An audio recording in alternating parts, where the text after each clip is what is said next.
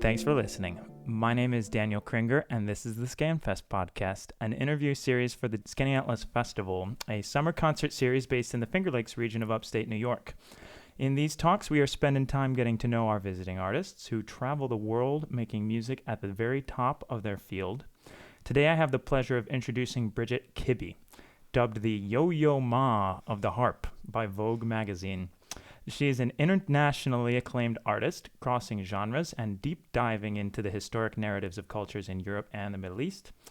The New York Times is quoted on Kibbey writing, "She made it seem as though her instrument had been waiting all its life to explode with the energetic figures and colors she was getting from it." Well, we are excited to have her with us at the festival, and thanks very much for making the time to be here, Bridget. Daniel, thanks for having me. It's such a pleasure to be with you. Thanks. So I could go on. That's quite an introduction, but you're here, so I'm going to let you speak for yourself. We'll get to all of your amazing experiences and projects, but I'd just like to start by asking you a little bit about how things began for you. So can you just tell me how you got started in music? Yes, I came from a family where music was really important. My parents came from humble means, and they decided that all of us three kids, Kibbey kids, would have access to music. So we all took Suzuki piano lessons. I started when I was 3, and then, merged to the harp once I heard it in a country church, and just saw it and was mesmerized by it. But I really owe a lot of that to my parents' sacrifice to make sure that we could have access to music, and then traveling with a harp to competitions, all of that really was an active childhood of music and just exploring the world through it. Yeah. Can you talk to me a little bit more about sort of the harp and what drew you to it, and what you said you heard a performance where sort of inspired you to check it out? Or I was actually attending randomly a very small Mennonite church in the middle of a cornfield in Ohio, okay? We're not Amish, we're not Mennonite, but we were there. And I saw a golden harp at the front of the church, and my jaw hit the floor. My dad noticed, looked over, and he was like, wow, it seems like you should try this. It'd be an easy transition for the piano. But I always wondered if he regretted it because he had to buy the instrument and then move it after he suggested it. So, but I was very quickly enamored with the harp. And there happened to be, in a town of maybe 20,000 people, a great devoted harp teacher. And by the time I graduated Harpist, or I should say graduated high school, by the time I graduated high school, there were 20 harpists in my hometown, which says a lot about in the U.S. You have these little enclaves of studios, and we happen to have this great harp studio in Northwest Ohio, which is common. And that somebody sees a harp at a tea party, Dad, I want to try that, and put her in the ring, and all of a sudden there's a gaggle of us. So interesting. Yeah, that's an interesting world for me. I come from a singing background, and how people sort of connect to it and whatnot. Very cool. So you kind of hinted at sort of the logistics of travel with an instrument of that size and sensitivity. How do you make that work now that, you tour all over the place? I do tour. Do you have multiple harps? I do have a couple harps, but I only play my instrument if I can drive to the venue. So I'm playing my own harp here at the Skaneateles Festival, which I'm so thankful to do. But typically I'm renting a harp because I have a RAV4. The harp fits in the RAV4. The Toyota RAV is great. So I can drive up to 8 hours. I usually feel good about that. Okay. But then I'm always taking flights and renting instruments. They vary quite a bit, but not as much as someone passing you their violin, say, go crazy with this. Sort of similar to like renting a piano. Exactly. For, like they do the festival. They have some, there's not as many variables as you would think. And so I've learned what questions to ask to make sure I get a quality instrument. I do have a sponsorship if I have some issues with that harp I had planned, where I can get one shipped in if there's an emergency, but I haven't had to do that yet. Okay, great. Yes. So some, again, like introductory kind of incidental questions, but a little bit of fun. So do you have, speaking of classical music, that's a lot of sort of what you're playing here at the festival. Do you have any preferred pieces or artists that you like to listen to or play? It's funny. I love being eclectic. I'm the same way when I read. I always have like nonfiction, fiction, all sorts of books stacked up, and keeps things dabble. Yeah. Yes, I tend to do a little round robin with that. And I think musically, I've been really similar. Like I grew up loving the Cleveland Quartet recordings, Cleveland Orchestra, going to hear the Chicago Symphony.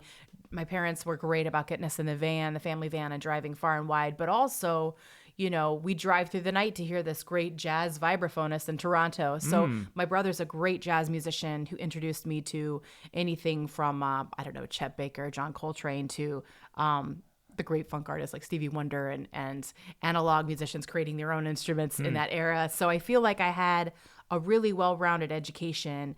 And I continue to listen the same way. Like I love listening to great orchestras. I love doing that. String quartet literature, I just adore. I don't really listen to a lot of harp recordings. I tend to listen to other things, and also really love folk musicians, especially pluck strings. I'm biased. Right. So then I guess going out, even outside, do you listen to like non-classical, non-jazz, sort of more like pop, anything like that, or rock? I tend not to listen to pop and rock, to be honest Okay. with you. That's something, I mean, I like classic rock, but if I'm listening to something that's not classical, it's probably going to be jazz or kind of global music, as we've coined it now. I love Brazilian music. To me, it's a really cool amalgamation of like great harmony. Okay. Like Brazilian popular music to me is just the best. You've got like crazy counterpoint, and then you have incredible variety of rhythms. And that combination to me, and such soulful playfulness. I love Brazilian music. Yeah. If I were to just think off the top of my Yeah, head, fantastic. what I'd play right now. If I Well, could. we'll come back to that, because Okay, I know cool. you play a lot of sort of that arrangements and that side of stuff as well. But first, along the lines of just all the performing and sort of creative stuff that you do. How do you find anything that sort of like inspires you to kind of keep the energy going as you're continuing to work? Because it's quite a schedule to keep up. Yes. I think for a lot of us musicians, it's always fun when we collaborate with each other. That's really inspiring. Summer festivals are special in that you get to have reunions with a lot of your musical friends. That's inspiring. I have always loved to practice. I love being alone in a room with my harp. Okay. It hasn't changed. I think it's because I love exploring the resonance of the harp. The harp is unique that way. So we play directly with our fingertips on the strings. And I never tire of that process of trying to become a better craftswoman or masterful at kind of engaging the fingers to get the colors I want out of the instrument. So I think that's something I'll never perfect 100%. Wow, so I think knowing it's a lifelong craft in that exploration has really sustained me. But also I take big breaks. When I'm not touring, I'll take 5 days off. I'll take 3 days off, come back to the instrument fresh. Like any relationship, you need that pause. So I take breaks, and then I come back 100%. So I like to be 100%, or biking. I like to cycle, I like to hike, I like to cook, I like to hang out with my husband and my friends, my family. So we try to keep it balanced when we can. Cool.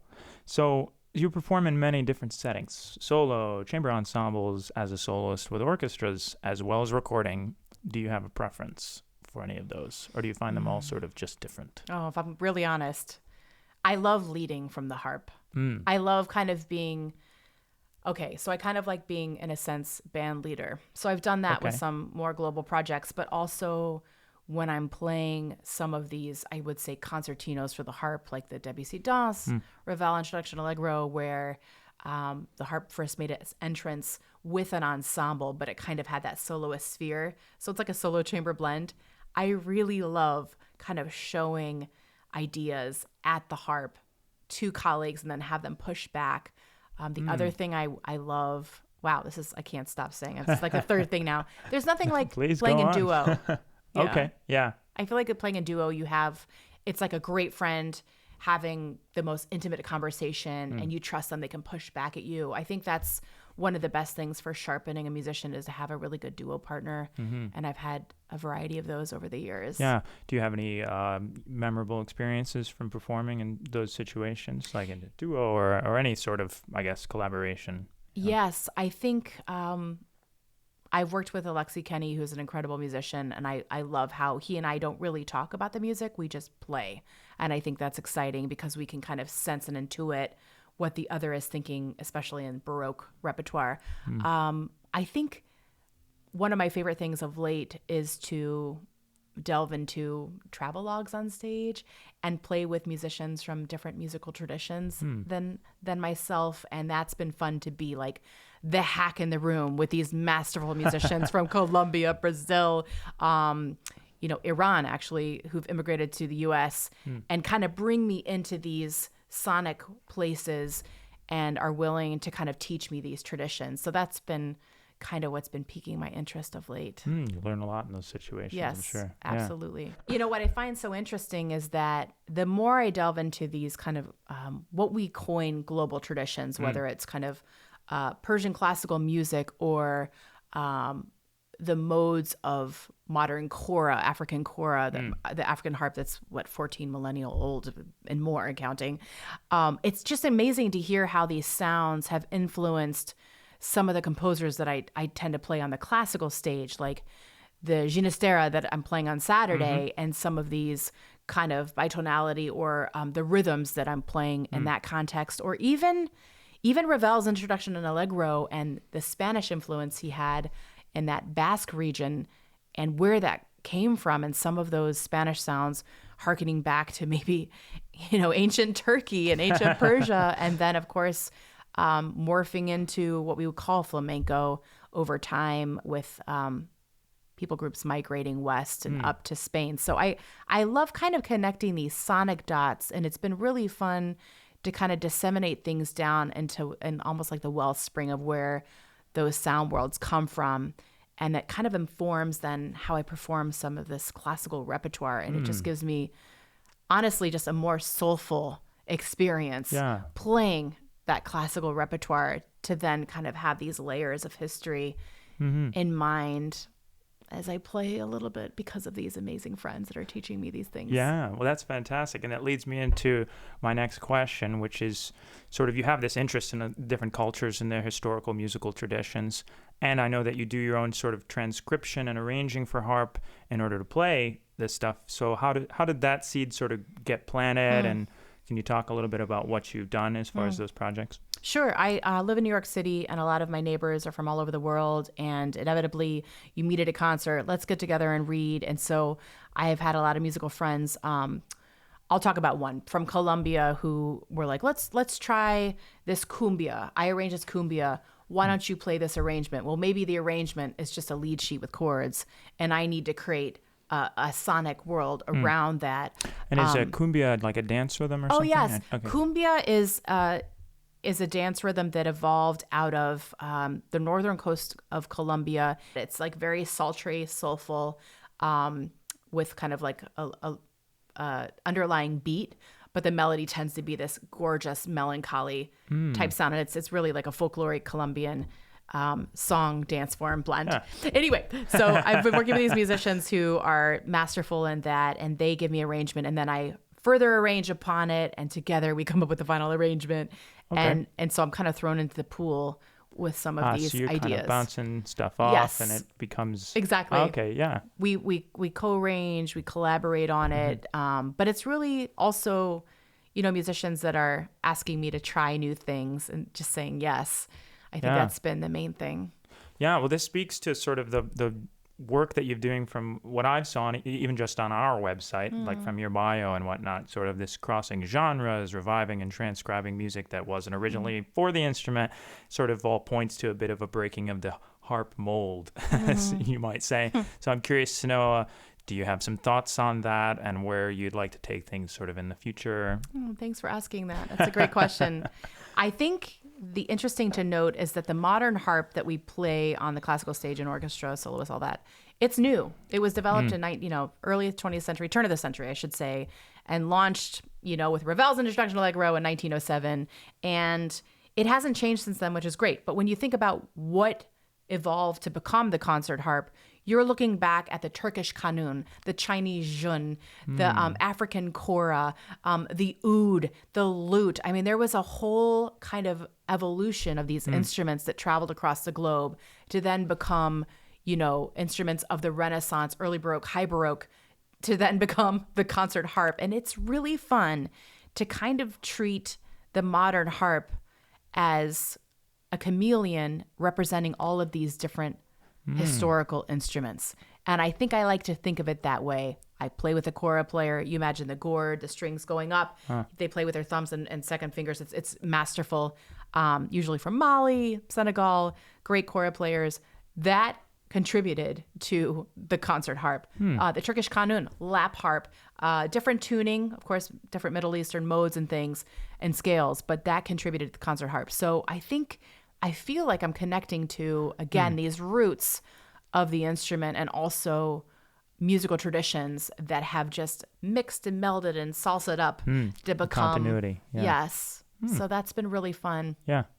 And I think it's been, in terms of like what I'd like to do next is I'm learning to share these stories, highlighting some of these incredible world-class musicians from these cultures that are really born in these places, and getting a platform where they can share their stories. The concert harp's involved in that, but almost like a continuo for these instrumentalists and musicians to share their story. And to get audiences excited and inspired about that is something that's on my mind these days, which I like to do on stage, but might be taking that to a new format soon. Very exciting. Yes. Cool. So last question. You're playing with us, Yes. actually all this week, but we have an event with you playing on Saturday, solo with orchestra. I was wondering if you could just talk a little bit about your part of the program. Yes, It's an awesome program, Music of the Americas, Skaneateles Concerto, one of our greats. It's so fun to play.